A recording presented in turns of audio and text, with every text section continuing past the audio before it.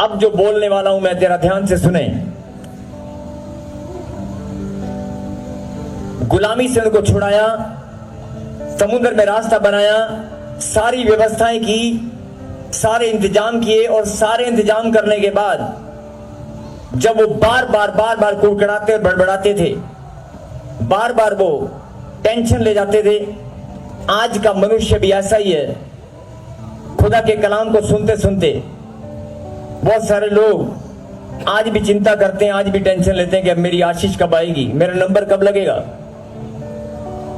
मेरी ब्लेसिंग कब खुलेगी, मेरे रास्ते कब खुलेंगे। आज भी ऐसे ही लोग कुड़कुड़ाते, बड़बड़ाते और चिंताएं करते हैं। हालेलुया। और फिर परमेश्वर ने जो वायदा किया था कि मैं तुम्हें कनान देश में लेकर जाऊंगा, उस कनान देश में जाने से पहले जब वो सीमा के नजदीक पहुंच गए, जब वो देश की सीमा के नजदीक पहुंचे, तो परमेश्वर ने उन्हें एक आज्ञा दी। परमेश्वर ने उन्हें एक आज्ञा दी। बहुत सारे लोग शायद नींद में हैं, बहुत सारे लोग अभी भी नींद में हैं, बहुत सारे लोग ठीक से जाग नहीं पाए हैं, बहुत सारे लोग आज भी चिंता करते हैं, बहुत सारे लोग आज भी संदेह करते हैं, शंकाएं करते हैं, और मुंह से बोलते हैं कि मैं प्रार्थना योद्धा हूं, मैं प्रार्थना करता हूं, मैं डेली चर्च में जाता हूं, मैं एक भी संडे मिस नहीं करता। लेकिन जब कुड़कुड़ाने की बारी आती है तो सबसे आगे आप ही होते हैं। मैं फिर से बोल रहा हूं कि अगर नींद आ रही है तो आप जाग जाएं। मैं उस नींद की बात नहीं कर रहा हूं जो शरीर को आती है, मैं उस नींद की बात कर रहा हूं जिस नींद ने आपको परमेश्वर से दूरियां बना दी हैं। एक नींद ने आपको ऐसा सुला दिया है जो परमेश्वर की बात आपको ठीक से समझ में नहीं आती है। उस नींद में आकर शैतान आपके ऊपर हमला करता है, उस नींद में आकर शैतान आपकी ब्लेसिंग को चुरा कर ले जाता है। चोर जब भी आता है रात को सोते हुए आता है। इसलिए प्रभु ने कहा जाग जाओ। एक दूसरे को हाथ लगाए और फिर से कहें जागते रहो। जोर से बोलें, हाथ लगाकर। ये शारीरिक नींद की बात नहीं हो रही है, ये उस नींद की बात हो रही है जिसे परमेश्वर परमानेंट तुम्हारे जीवन से भगाना चाहते हैं। आलसपन, निकम्मापन और परमेश्वर से दूरियां जो तुमने बनाई हैं। आज भी परमेश्वर आपसे प्यार करता है, वो समझाना चाहता है। सुन ले मेरी बेटी और सुन ले मेरे बेटे, अब तू नींद में मत जाना, अब तू मेरी बात सुनना और समझना। निकाले प्रभु के कलाम से 13वां अध्याय, गिनती का 13वां अध्याय, जल्दी से गिनती का 13वां अध्याय, उसकी पहली और दूसरी आयत को हम पढ़ेंगे। हालेलुया। कनान देश में भेदिए। फिर यहोवा ने मूसा से कहा, कनान देश जिसे मैं इस्राएलियों को देता हूँ, उनका भेद लेने के लिए पुरुषों को भेज। वह उनके पितरों के प्रति गोत्र के एक एक प्रधान पर पुरुष हो। कहीं हालेलुया। हालेलुया। बहुत बार आपने प्रभु के वचन को पढ़ा होगा, इस बात को आपने बाइबल में पढ़ा होगा, लेकिन आपका ध्यान शायद इस बात पर नहीं गया। परमेश्वर ने गुलामी में से इजरायलियों को निकाला और जंगल में उनके लिए सारे इंतजाम किए, और सारे इंतजाम करने के बाद जब परमेश्वर ने उनको कनान देश की सीमा पर पहुंचा दिया, जब वो कनान देश की सीमा पर पहुंचे तो परमेश्वर ने एक फैसला किया। जरा ध्यान से सुने। परमेश्वर ने एक फैसला किया कि जो ब्लेसिंग मैंने देने वाला हूं, जो आशीष मैंने देने वाला हूं, जो जिस देश में मैंने लेकर जाने वाला हूं, जो इस देश में ये परमानेंट उस देश के अधिकारी हो जाएंगे, जिस देश में मैं इनको लेकर जाने वाला हूं, और जाने के बाद भी अगर ये ऐसे ही कुड़कुड़ाते रहे, बड़बड़ाते रहे, तो क्या होगा। आज भी ध्यान से सुने। अगर आपके पेरेंट्स आपको कोई गिफ्ट दें कि बेटे देख मैं तेरे लिए पैंट कमीज का कपड़ा लेकर आई हूं, तो इसका कोट पैंट सिलवा ले, और बेटा आगे से बोले ये कोई कोट पैंट है क्या, मम्मी का बेचारी का तो दिल तोड़ दिया, क्या डैडी मुझे ये नहीं, मुझे वो चाहिए था। तो माता पिता डर जाते हैं और बच्चों के लिए चीज नहीं खरीदते हैं। आज के टाइम माता पिता बच्चों के लिए चीज नहीं खरीदते हैं, वो उनको पैसे देते हैं या फिर बोलते हैं मेरे साथ चल, अपनी मर्जी से ले ले भाई। ऐसे ही परमेश्वर ने एक फैसला किया, ये सारे इजरायली ये मेरी संतान है, और अगर मैं इनको कनान देश में ले गया और इनको कोई चीज पसंद ना आई तो पता नहीं है, तो इनकी तो आदत है रोज बोलने की, इनकी तो आदत बन चुकी है कुड़कुड़ाने और बड़बड़ाने की। उनकी आदत से परमेश्वर ने एक फैसला किया, इनकी तो हैबिट है, ये तो बार बार बोलते रहते हैं। ऐसा करता हूं कि मैं इनके लिए पहले कुछ भेदिए भेजता हूं।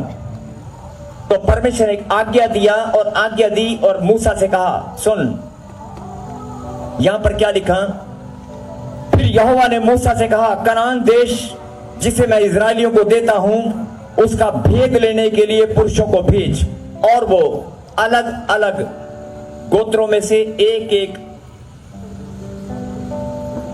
उसका भेद लेने के लिए। भेद लेना तो एक बहाना था, लेकिन जो सही बात अगर आप समझे ध्यान से, परमेश्वर ने फैसला किया कि जा 12 गोत्रों में से एक एक, और मूसा ने भी ऐसे किया, 12 गोत्रों में से एक एक लीडर को चुना और 12 लोगों को चुनकर परमेश्वर के आज्ञा के अनुसार उसने भेदियों को भेद लेने के लिए भेजा। मतलब उस देश में, जैसे वो देश जब पहुंचने वाले थे बॉर्डर के पास नजदीक थे, उसने फैसला किया कि जाओ, और 12 लोगों को भेजा कि जाकर उस देश को देख कर आओ। जैसा परमेश्वर ने बताया था कि वहां पर खाना पीना कैसा है, वहां पर रहना कैसा है, वहां पर व्यवस्था कैसी है, कहीं जंगल जैसा तो नहीं है, जाओ चेक करके आओ। तो 12 लोग तैयार किए परमेश्वर की आज्ञा के अनुसार, और 12 लोग जब तैयार हुए तो और वो उस देश में गए, और जब वो देश में गए और जब वो जाकर वापिस आए 40 दिन के बाद वो लौट कर आए। कितने दिन बाद? 40 दिन के बाद। 40 दिन के बाद वो लौट आए। लेकिन जब वो जा रहे थे तो मूसा ने क्या कहा, जरा सुने ध्यान से, पढ़ेंगे 13 का 18, 19 और 20 को जल्दी से। और पहाड़ी देश में जाकर उस देश को देख लो कि कैसा है, और उसमें बसे हुए लोगों को भी देखो कि वे बलवान हैं या निर्बल, थोड़े हैं या बहुत, और जिस देश के वे बसे हुए हैं वह कैसा है, अच्छा है या बुरा, वो कैसी कैसी बस्तियों में बसे हैं, और तंबुओं में रहते हैं या गढ़ अथवा किलों में रहते हैं। कहीं हालेलुया। मूसा ने जब उनको 12 लोगों को भेजा तैयार करके परमेश्वर की आज्ञा के अनुसार, तो उसने कहा कि जाओ पहाड़ी देश में जाकर उस देश को देख लो कि वो कैसा है, और उसमें बसे हुए लोगों को भी देख लो कि वे बलवान है कि निर्बल, और जिस देश में वो थोड़े हैं कि ज्यादा, और जिस देश में वो बसे वो कैसा है, अच्छा है कि बुरा है, और वहां की बस्तियों में वो कैसे बसते हैं, और तंबू में रहते हैं या गढ़ वाले किलों में, और वह देश कैसा है, वहां उपजाऊ है या बंजर भूमि है, जाकर चेक करके आओ। वो देश उपजाऊ भूमि है या बंजर है, जाओ और चेक करके आओ, और उसमें वृक्ष है या नहीं, पेड़ है या नहीं, ऐसा ना हो कि जंगल जैसा हो, जाओ चेक करके आओ, और वहां की उपज से कुछ लेकर भी आना। क्या बोला कि जो वहां खेती होगी, खाने पीने का कोई सामान होगा, जब तुम चेक करने जाओगे तो थोड़ा सा कुछ खाने को भी ले आना। और मैं आपको बताना चाहता हूं कि वो क्या लेकर आए, अनार अंजीर और दाख लता की कुछ गुच्छों को वो तोड़ लाए। बोल हालेलुया। और जब वो तोड़ कर आए सबने, जब वो वापिस आए तो उन्होंने क्या कहा, यहां तक आपको बात समझ में आ गई? मैं एक बार रिपीट कर रहा हूं, जरा ध्यान से सुने। बड़े लंबे समय से इजरायली लोग गुलामी में थे, परमेश्वर ने उन पर दया की और एक दिन अपने दिल के दरवाजे को खोलकर मूसा को उनका लीडर बनाकर उनको गुलामी से छुड़ाया। और जब वो जंगल में भटक रहे थे, वो कुड़कुड़ाते और बड़बड़ाते थे, परमेश्वर ने उनका स्वभाव देखकर, उनकी कुड़कुड़ाहट बड़बड़ाहट को देखकर, परमेश्वर ने उनके स्वभाव को देखकर, उनकी फितरत को देखकर कि यार ये तो इतना कुछ मैं देता हूं, इन्हें संभाल के रखता हूं, इन्हें इतनी प्रॉब्लम से मैं निकाल कर लेकर आया, उनके लिए इतने सारे आश्चर्यक्रम किए, फिर भी ये कुड़कुड़ाते और बड़बड़ाते हैं। कहीं ये उस देश में जाकर भी मुझ पर दोष न लगाएं। मैं पहले कुछ लोगों को भेजता हूं ताकि वो इन्हें आकर बताएं कि वो देश कैसा है, और ये खुश होकर उस देश में जाएं। और परमेश्वर ने जब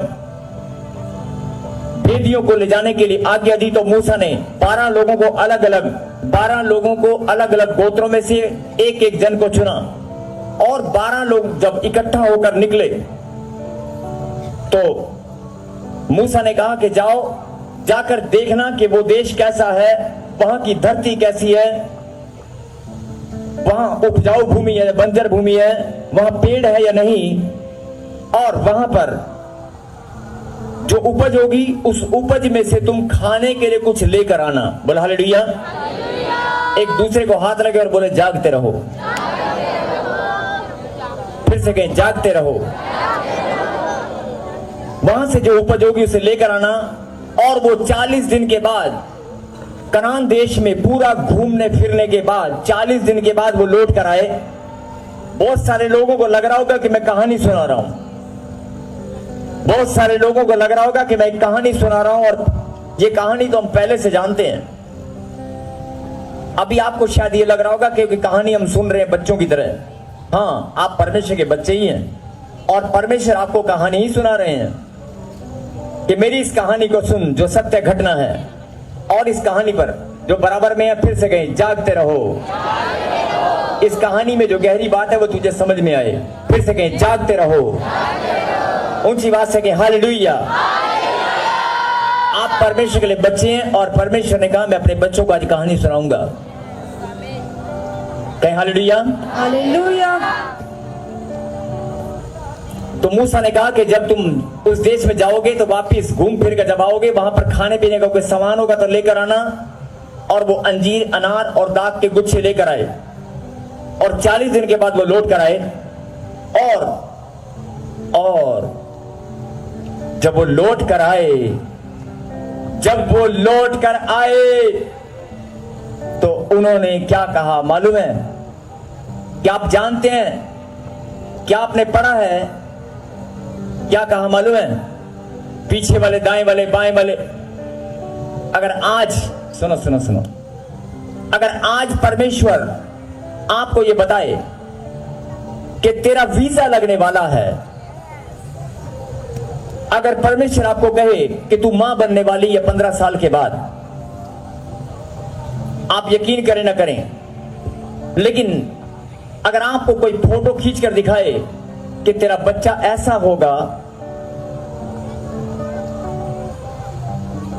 अगर कोई फोटो बनाकर पहले से आपको दिखा दे कि, या परमेश्वर आपको अपनी शक्ति से आपको दिखा दे कि तेरा सुंदर घर 20 साल के बाद ऐसा बनने वाला है, आपको कैसा लगेगा?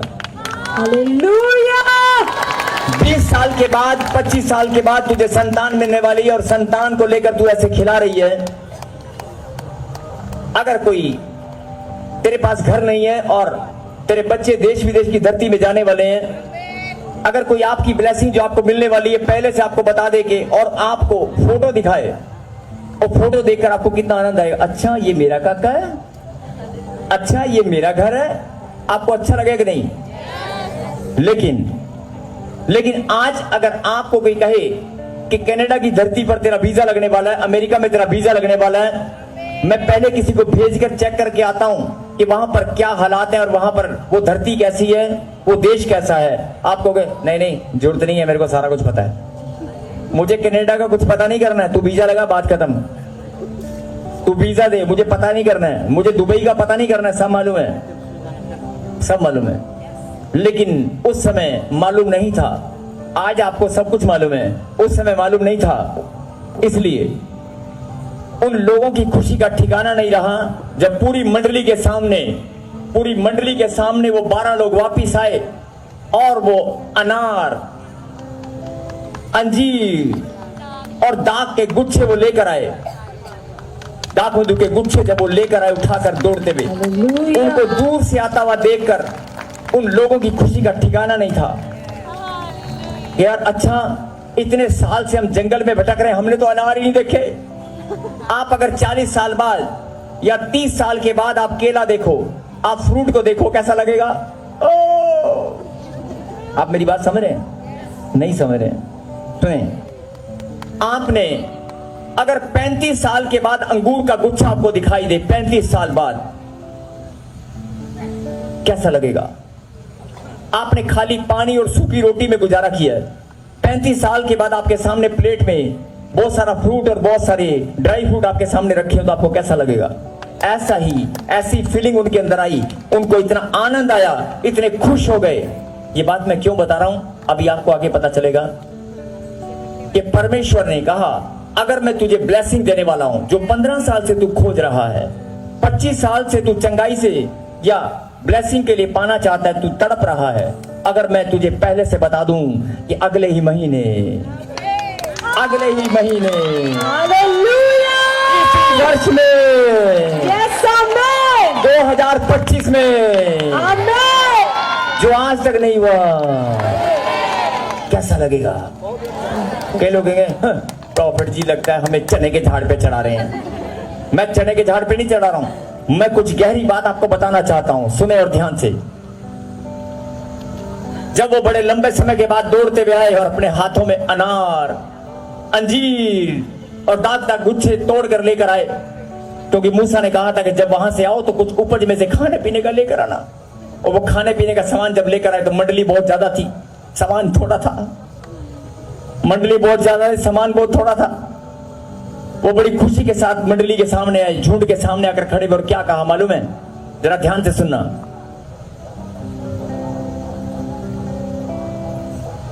27 में लिखा है, 27 को पढ़ेंगे, 27, 13 का 27। तब किसी जवान ने दौड़कर मूसा को बतलाया कि एल्दाद और मेदाद। नहीं, बेटे नहीं, गिनती 13 का आप 27 पढ़ें। हालेलुया। उन्होंने मूसा से यह कहकर वर्णन किया। यस, बस। उन्होंने मूसा से यह कहकर वर्णन किया मतलब बखान किया, पूरी बात को बताया। क्या? उन्होंने मूसा से यह कहकर वर्णन किया, जिस देश में तूने हमको भेजा था उसमें हम गए, उसमें सचमुच दूध और मधु की धाराएं बहती हैं और उसकी उपज में यही है। बोला हालेलुया। हालेलुया। क्या बोला उन्होंने? सचमुच। एक शब्द यहां पर है, सचमुच। और ये सचमुच जो परमेश्वर ने वायदा किया था, जो परमेश्वर ने कहा था मैं तुम्हें कनान देश में लेकर जाऊंगा, उस देश में दूध और मधु की धाराएं बहती हैं, उस देश में उपज ही उपज है, उस देश में खुशहाली है, उस देश में आनंद ही आनंद है। मैं अगर कोई गुलामी की जिंदगी से, पुराने समय में जो गुलाम थे, गुलामी की जिंदगी से निकलकर और ऐसे देश में चला जाए जहां पर आनंद ही आनंद हो, जहां पर खाने की व्यवस्था की भरपूरी हो, जहां पर फ्रूट ही फ्रूट हो, जहां भूखा कभी मरना न पड़े। क्या लिखा? सचमुच उस देश में वो देखकर आए। देखकर आने के बाद उन्होंने क्या कहा कि सचमुच उस देश में दूध और मधु की धाराएं बहती हैं। हालेलुया। और वो देश इतना खुशहाल देश है। अरे जब हम वहां जाएंगे बड़ा मजा आएगा। बड़ा मजा आएगा। अरे सचमुच वहां तो बहुत सारी खुशियां हैं, वो लोग बहुत खुशी के साथ रहते हैं, खाते और पीते हैं। देख वहां से हम ये लेकर भी आए हैं, दूध और मधु की धाराएं बहती हैं। भूखे और प्यासे लोग जब ऐसा वर्णन करें, जिन्होंने बहुत लंबे समय से, आप मेरी बात समझ रहे हैं, ऐसा ही वर्णन उन्होंने भी किया। आज परमेश्वर भी आपको यही बताना चाहते हैं। 15 साल से तेरी गोद सूनी है, 20 साल से तू तड़प रहा है अपने बच्चों की खुशियों के लिए, 15 साल से तूने सैक्रिफाइस किया है, पाल पोस कर अपने बच्चों को 15-20 साल बाद बड़ा करके तेरा मन में ये इच्छा है कि मैं अपने बच्चों के साथ घूमने फिरने जाऊंगा, मैं अपने बच्चों के साथ खाना खाऊंगा। वो दिन का तूने 20 साल से इंतजार किया है, मेरा बच्चा ऑफिसर बनेगा, मेरा बच्चा उस आशीष को पाएगा, मेरी फैमिली में वो खुशियां आएंगी। यस, परमेश्वर जानते हैं कि मेरी बेटी, मेरे बेटे, तूने भी बहुत लंबे समय से जंगल में भटकता हुआ तू आया है। मैं तुझे जो आशीष देने वाला हूं, जैसे इजरायलियों के साथ मैंने वायदा किया था कि मैं तुम्हें कनान देश में लेकर जाऊंगा। आज इजरायली तुम हो, आज इजरायली हम हैं, आज इजरायली हम हैं। परमेश्वर ने कहा कि मैं तुम्हें कनान देश में लेकर जाऊंगा। और आज की रात जो वचन परमेश्वर ने भेजा है, ये इसलिए भेजा है कि जैसे इजराइलियों के लिए भेदियों को पहले से भेजा, इजराइलियों के लिए भेदियों को पहले भेजा कि जाओ पता करके आओ कि उस देश में क्या है, वो बंजर है या उपजाऊ, वहां खाने को कुछ है कि नहीं। और उन्होंने आकर क्या कहा, सचमुच बड़ा ही सुंदर देश है। हालेलुया। आज की रात आपके लिए परमेश्वर ने ये वचन इसीलिए भेजा है कि खुदा के दूत आकर आपको बताएंगे, सपनों में आकर बताएंगे, आमीन। विश्वास के द्वारा आपकी आत्मा अपने आप आपको बताएगी जो आशीष मुझे मिलने वाली है, जो चंगाई मुझे मिलने वाली है, अरे वो बड़े आनंद के साथ भरी हुई है, आमीन। जो मेरा जीवन बदलने वाला है। सबको जय मसीह की। मैं जतिन बब्बर और आप देख रहे हैं मसीह परिवार चैनल। जैसे कि आप सब जानते हैं कि मैं इस चैनल पे प्रभु के अलग अलग दासों की वीडियोस डालता हूं, तो अगर आपको हमारा चैनल अच्छा लगता है तो आप इस चैनल को ज़्यादा से ज़्यादा सब्सक्राइब जरूर करें, ताकि आप प्रभु के वचन को सुन सके। वीडियोस को ज़्यादा से ज़्यादा शेयर करें ताकि जिन लोगों तक वचन नहीं पहुंचा उन तक भी वचन पहुंच सके। सबको जय मसीह की। एक बार मैं आपसे दोबारा कहूँगा कि इस चैनल को सब्सक्राइब जरूर करें और वीडियोस को ज़्यादा से ज़्यादा शेयर करें। जय मसीह की।